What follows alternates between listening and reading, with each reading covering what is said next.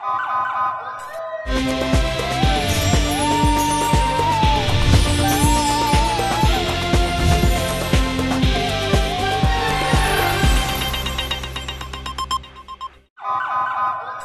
पहले नजर डालते हैं अब तक की बुलेटिन। जी बिल्कुल, बानी तरीके इंसाफ की रिहाई के लिए ज़िला विहाड़ी में भी एहतजाज किया गया। एहतजाज की क़ियादत ज़िले सदर पाकिस्तान तरीके इंसाफ चौधरी ताहिर इकबाल ने की। साबिक MNA विहाड़ी चौधरी ताहिर इकबाल ने कहा है कि हुकूमत 9 मई का ड्रामा बंद करे, बानी PTI को रिहा करे। अवाम इस वक्त गुर्बत की चक्की में पिस रही है और हुकूमत इंतकामी कार्रवाइयों में मसरूफ़ है। बानी PTI को अदालतों ने मुकदमात से बरी किया, लेकिन हुकूमत ने उन्हें नाहक पाबंद सलासल रखा है।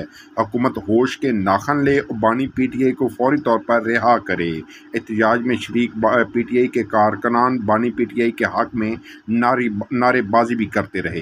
जी, अब्बा लंदन से नेकलेस लाए, पहन के गई थी, सो ब्यूटीफुल, योर स्किन।